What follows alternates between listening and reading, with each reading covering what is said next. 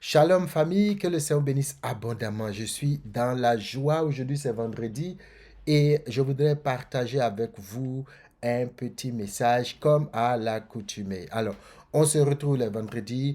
On a envie de discuter, de partager la parole de Dieu, de parler ensemble de ce que Dieu fait dans nos vies et de ce qu'il veut faire, de ce qu'il veut faire encore dans nos vies. Avant d'aller plus loin, je voudrais vraiment vous dire merci à tous ceux qui ont liké, qui ont commenté, qui ont apprécié, qui ont souscrit à la chaîne YouTube de mon épouse à l'occasion donc de la sortie de son single. C'est vrai, c'est en anglais, mais comme je l'ai dit, la version française arrive.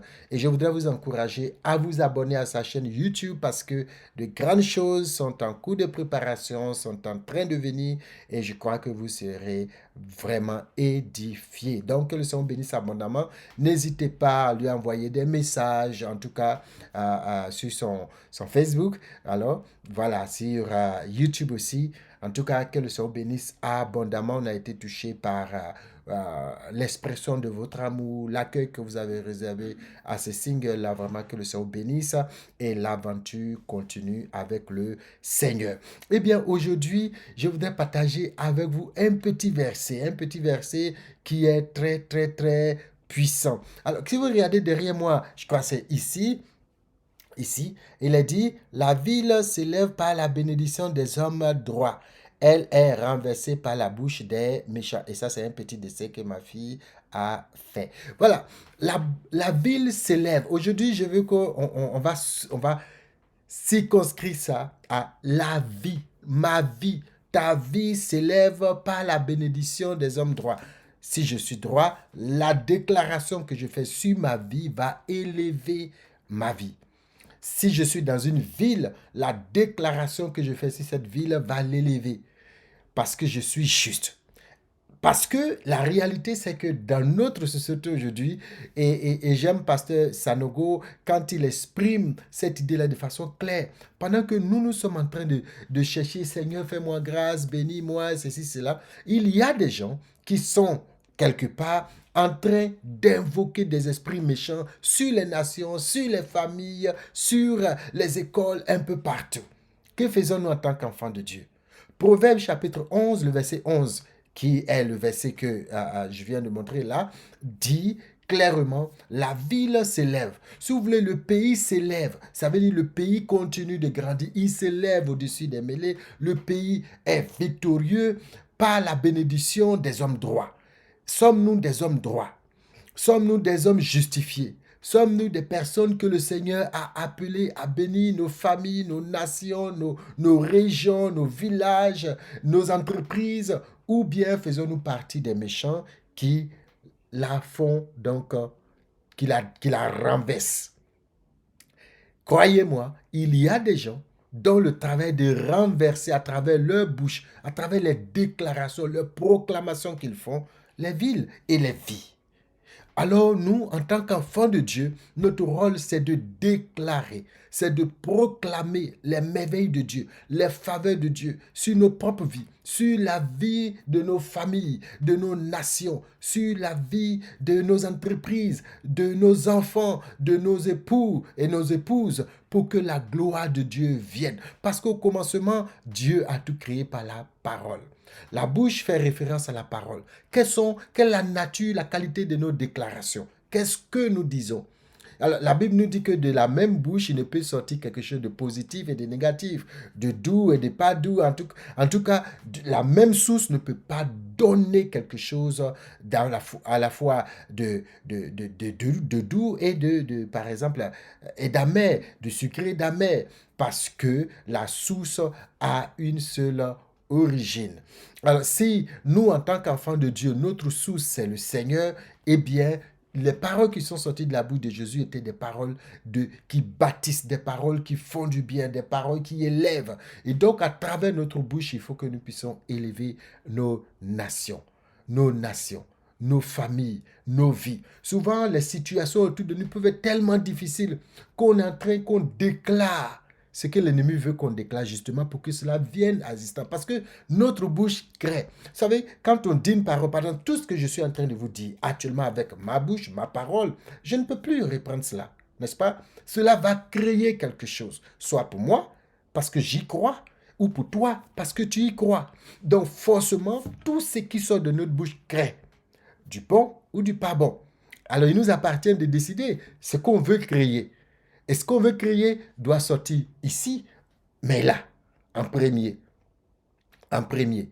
Nos nations peuvent traverser des moments difficiles. Nos dirigeants peuvent faire des choses qui ne nous plaisent pas. Des choses qui sont vraiment comme on ne comprend pas comment des hommes normaux peuvent faire ça, n'est-ce pas? Il nous arrive de penser ça. Mais quelle est notre réaction? Est-ce que nous déclarons ce que nous voulons voir ou nous déclarons ce que l'ennemi veut voir parce qu'il nous a présenté un échantillon de ce qu'il veut que nous déclarons? Parce qu'à chaque fois que nous allons voir le mal et que nous allons le magnifier à travers nos critiques, que nous allons déclarer qu'ils sont comme ça, ils ne vont jamais changer, par exemple, c'est ce qui va se passer. Nous avons créé cela. Alors le Seigneur nous donne l'opportunité de dire, à partir de maintenant, nous voulons créer le positif. Nous voulons créer ce que nous voulons voir à travers nos déclarations et nos actes, bien sûr.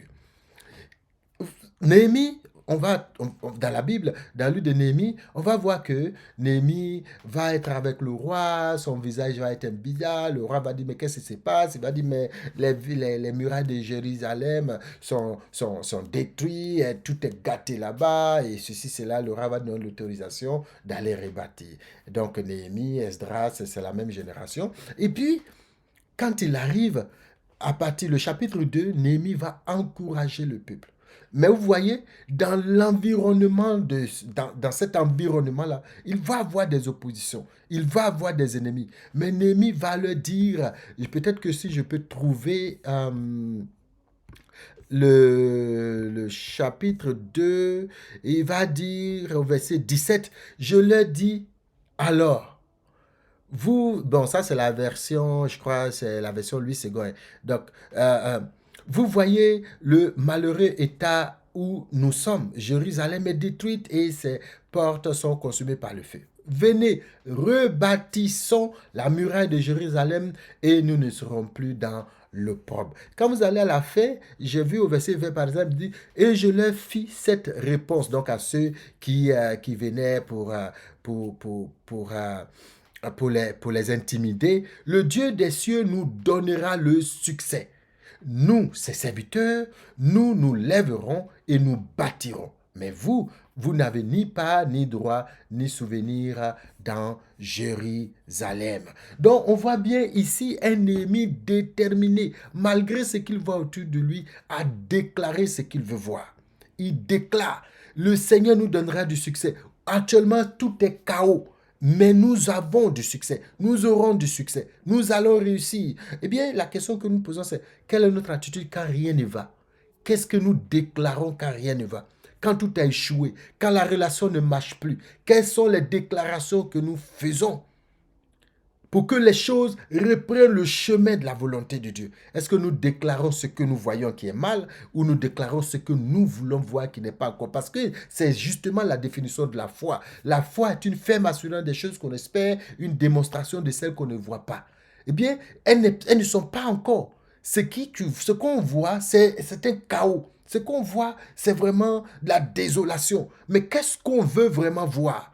Qu'est-ce qu'on veut voir se produire bientôt? C'est la foi. Alors, la ville s'élève par la bénédiction des hommes droits. Mais elle est renversée par la bouche, la déclaration des méchants. Proverbe 11, verset 11. Déclarons ce que nous voulons voir. Sur nos nations, sur nos dirigeants, déclarons ce que nous voulons voir. Et je veux, moi, ce que je veux déclarer sur ta vie, toi qui me suis. Je déclare au nom de Jésus, parce que moi, je ne peux rien, n'est-ce pas? Toi non plus. Mais nous avons l'autorité que Christ nous a donnée. Et par cette autorité, je déclare que ta vie est bénie. Tu seras surpris, tu seras surprise parce que Dieu va faire dans ta vie. Parce que Dieu va réaliser dans ta vie. Le Seigneur va te surprendre de sorte à ce que tu n'auras même pas un mot. C'est-à-dire tu auras la bouche ouverte. Le Seigneur a pu faire ça. Waouh! J'ai été témoin de cela. Il n'y a même pas 2 semaines.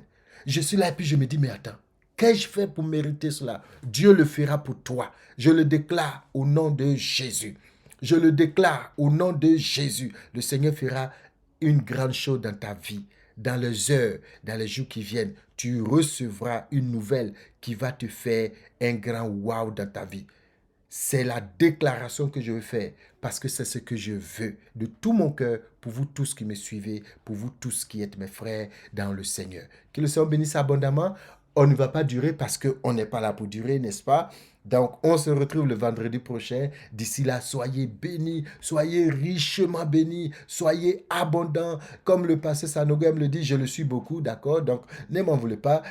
Voilà. Mais que vous soyez dans l'overflow, dans le débordement spirituel, le débordement de joie, de paix, de bienfait de la part du Seigneur. D'ici là, jusqu'au vendredi en tout cas, que le Seigneur bénisse abondamment. Et puis, je vous aime, je vous embrasse. À bientôt.